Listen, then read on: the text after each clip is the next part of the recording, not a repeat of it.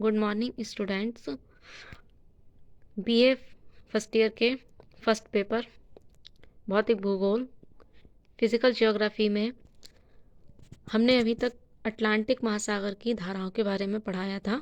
आज हम पढ़ेंगे प्रशांत महासागर की धाराएं। प्रशांत महासागर विश्व का सबसे बड़ा महासागर है। देखिए, प्रशांत महासागर की आकृति ये बनी हुई है। प्रशांत महासागर के पूरब में उत्तरी अमेरिका एवं दक्षिणी अमेरिका है एवं पश्चिम की ओर प्रशांत महासागर के एशिया है। यहाँ दक्षिणी द्वीप समूह देश हैं और नीचे की ओर यानी दक्षिण में दक्षिणी गोलार्ध में ऑस्ट्रेलिया है। यहाँ नीचे छोटा सा न्यूजीलैंड है। तो कुछ इस तरह से हमारा प्रशांत महासागर बना हुआ है गोलाई में। यदि हम देखें, देखिए मैप में अगर मैं दिखाना चाहूँ तो ये है, आधा हिस्सा ये है प्रशांत महासागर का और आधा हिस्सा ये है इस तरफ।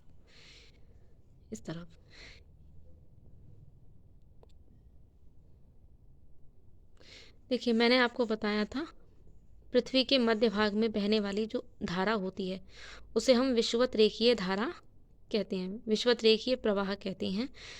विषुवत रेखीय प्रवाह जब उत्तरी गोलार्ध में प्रवाहित होता है तो ये उत्तरी विषुवत रेखीय प्रवाह हो जाता है, या धारा एक ही बात है। जब नीचे की ओर आता है दक्षिण में तो ये दक्षिणी विषुवत रेखीय प्रवाह या धारा कहलाती है। देखिए, ये जब यहाँ द्वीप समूहों पर टकराती है, द्वीप समूहों पर टकराने के बाद जो धारा इस ओर मुड़ जाती है यानी उत्तर की ओर मुड़ जाती है, वह कई नामों से जानी जाती है। अब जैसे आप ये देख रही हैं ए लिखा है, तो ए पर हमारी है क्यूरियोशुवो धारा, जो कि कैसी है, गर्म। क्यों गर्म है? क्योंकि ये विषुवत रेखीय धारा है यानी कि मध्य भाग की धारा है। पृथ्वी के 66.5 डिग्री के कोण पर पृथ्वी झुकी हुई है। ये जो हिस्सा है ये सूर्य की सीध में रहता है। 12 महीने धूप पड़ने के कारण गर्म जल रहता है, यहाँ का गर्म ही ऋतु रहती है, यहाँ ग्रीष्म ऋतु रहती है। ये ऊपर यहाँ तक बढ़ती हुई जाती है। ये हमारा जापान है, यहाँ जापान, ये जापान में जाती है। ये जापान से जब टकराती है तो ये दो शाखाओं में बट जाती है। एक धारा हमारी यही रहती है जिसे हम क्यूरियोशिवो की धारा ही कहते हैं। जो दूसरी शाखा जापान के पीछे से निकलकर आती है इसे हम सुशीमा धारा कहती हैं। ये सुशीमा धारा ऊपर की ओर बढ़ती है। जापान को पार करने के बाद में जब ये ऊपर की ओर पहुंचती है तब ये ओखोटस्क की धारा से मिलती है। यहाँ हमारा ओखोटस्क सागर है छोटा सा, ये अभी ये जो है एशिया का ही भाग है। यहाँ पर ओखोटस्क सागर है। यहाँ से आने वाली जो धारा होती है वो ठंडी होती है, ओखोटस्क की धारा ठंडी है। फिर ऊपर की ओर से मैंने आपको बताया, हम जैसे जैसे विषुवत रेखा से ऊपर की ओर जाएंगे वैसे वैसे ही जलवायु ठंडी होना प्रारंभ हो जाती है। अब डी धारा हमारी आ रही है ऊपर की ओर से। ये आर्कटिक महासागर का जल, यहाँ बेरिंग जल संधि है।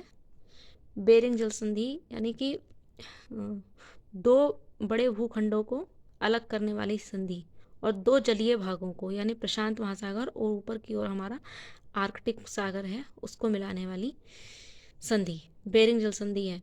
यहाँ से हमारा ठंडा पानी आता है आर्कटिक सागर का। तो ये हमारी डी धारा आती है ओयोशुवा, ये भी ठंडी जलधारा है।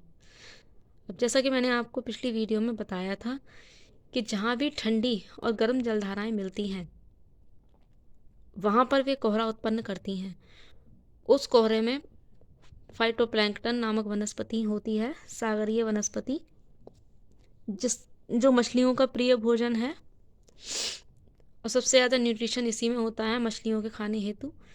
इसलिए यहाँ पर इस क्षेत्र में सबसे ज़्यादा मत्स्य उत्पादन किया जाता है। इस क्षेत्र में जापान के द्वारा बहुतायत किया जाता है और जो तटीय क्षेत्र हैं, तटीय देश, उनके द्वारा। यहाँ ऊपर हमारा साइबेरिया है, यहाँ नीचे की ओर मंगोलिया है, यहाँ नीचे की ओर चाइना है। अब देखिए, जब ये धारा और आगे की ओर बढ़ती है तब हम इसे उत्तरी प्रशांत प्रवाह कहते हैं। ई पर देखिए, उत्तरी प्रशांत प्रवाह। अब ये गर्म है। गर्म क्यों है? क्योंकि ये ऊपर की ओर से जा रही है, लेकिन जो ठंडी जलधाराएं हैं वो केवल यहाँ पर आकर मिलती हैं तट, क्योंकि धाराएं तट के सहारे से ही चलती हैं, वो खुले समुद्र में एकदम नहीं चलती हैं। तो तटीय क्षेत्र पर ही केवल ठंडी धारा आ रही है, लेकिन ये धारा जब आगे की ओर बढ़ेगी तो हम इसे गर्म ही मानेंगे, क्योंकि ये विषुवत रेखीय क्षेत्र से आ रही है। तो ई पर हमारी हो गई उत्तरी प्रशांत प्रवाह। अब देखिए, अब एफ है हमारा अलास्का की धारा। अलास्का, ये उत्तरी अमेरिका है, यहाँ हमारा अलास्का है। ये जो कंट्री है यहाँ अलास्का है। इसके तट पर जब ये आती है तो ये अलास्का की धारा कहलाती है। ये बेशक ऊपर की ओर जा रही है, लेकिन ये धारा गर्म ही रहेगी, क्योंकि ये नीचे से आने वाली, यानी कि विषुवत रेखीय क्षेत्र से आने वाली धारा है, इसलिए ये गर्म ही रहेगी। फिर अब ये अमेरिका के तट पर टकरा के, यानी अलास्का के तट पर टकरा के दो भागों में बढ़ जाती है, एक ऊपर की ओर, एक नीचे की ओर। जी पर हमारी है कैलिफोर्निया की धारा। ये धारा ठंडी है।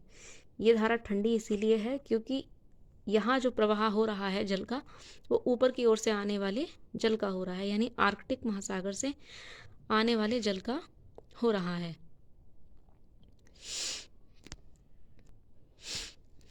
देखिए, नोट में एक बात लिखी है, क्यूराइल, जो कि गर्म धारा है, जापान व कोरिया के मध्य चलती है। यह हमारा जापान है, यहाँ हमारा कोरिया है यहाँ पर। तो इन दोनों के मध्य में जो धारा चलती है, यहाँ पर कुछ क्षेत्र में ये क्यूराइल की धारा कहलाती है। ये ज़्यादा खास धारा नहीं है, ना बड़ी है, ना इसके ऊपर ज़्यादा क्वेश्चन आते हैं। अब देखिए, दक्षिणी प्रशांत महासागर की धाराएं। दक्षिणी प्रशांत महासागर, विषुवत रेखीय धारा, ये ऑस्ट्रेलिया के पास ही मुड़ जाती है, क्योंकि यहाँ हमारे द्वीप समूह देश हैं, यहाँ तक फैले हुए हैं, विस्तृत हैं। तो यहाँ तक ना आकर के यहीं से हमारी दक्षिणी प्रवाह मुड़ जाता है नीचे की ओर।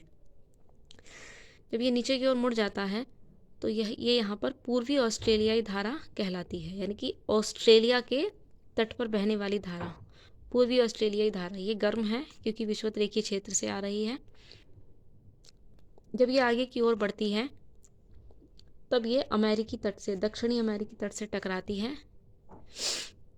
ये जब पूर्व की ओर प्रवाहित होने लगती है तो इसे दक्षिणी प्रशांत प्रवाह कहा जाता है, क्योंकि काफ़ी दक्षिण में आ गई, नीचे की ओर दक्षिणी गोलार्ध में, तब यह दक्षिणी प्रशांत प्रवाह कहलाता है, जो कि गर्म धारा है, क्योंकि अभी भी ये विषुवत रेखीय क्षेत्र से चल रही है। अब ये जब दक्षिणी अमेरिकी तट पर टकराती है, यहाँ पेरू में, यहाँ पेरू देश है, यहाँ पर पेरू में टकराती है, तो ये यहाँ से पेरू की ठंडी जलधारा कहलाती है, क्योंकि ये यहाँ नीचे की ओर हमारा दक्षिणी सागर है, दक्षिणी महासागर, जो कि अंटार्कटिका के संपर्क में रहता है। यहाँ का जल ठंडा रहता है, तो यहाँ से मिलने के बाद में जब ये प्रवाह इस ओर मुड़ता है विषुवत रेखा की ओर, तो ये ठंडा हो जाता है। इसे हम कहते हैं पेरू की धारा। देखिए, अब हम देखते हैं हिंद महासागर की धाराएं। इसे मैंने छोटा सा बना दिया है क्योंकि इसमें ज़्यादा धाराएं नहीं हैं, इसलिए यही बना दिया है। जैसे ये हमारा भारत है, ये एशिया महाद्वीप है, ऊपर की ओर ये भारत है, ये सऊदी अरबिया है, इधर अफ्रीका है, अफ्रीका महाद्वीप। ये जो छोटा सा हमारा, ये मेडागास्कर है, जिसका नाम बदलकर अब मालागासी कर दिया गया है, ये ऑस्ट्रेलिया है। तो हिंद महासागर का जो क्षेत्रफल है वह ज़्यादा नहीं है, इसीलिए मैंने इसे थोड़े से ही क्षेत्र में बनाया है। ये विषुवत रेखा जा रही है हमारी, विषुवत रेखीय धारा कहेंगे हम इसे। जब ये अफ्रीका के तट से टकराती है, तब ये नीचे की ओर मुड़ती है। ऊपर की ओर ज़्यादा स्पेस नहीं है, इसलिए यहाँ ऊपर कोई भी धाराएं नहीं चलती हैं। स्पेशली ये भी एक कारण है कि जो बड़े बड़े तूफान आते हैं, जैसे अमेरिका में बहुत काफ़ी बड़े बड़े तूफान आते हैं, टॉर्नेडो, टाइफून वगैरह। तो इस तरह के तूफान भारतीय तट पर या अरब के तट पर या अफ्रीका के पूर्वी तट पर क्यों नहीं आते हैं? सिर्फ इसलिए क्योंकि यहाँ जो क्षेत्रफल है जल का, वह कम है। इसीलिए यहाँ पर अत्यधिक गर्म और अत्यधिक ठंडी धाराओं का मिलन नहीं हो पाता है, जिसके कारण तूफान या चक्रवात नहीं बन पाते हैं। इसलिए ऊपर की ओर कोई धाराएं नहीं हैं हिंदुस्तान, भारत के आसपास।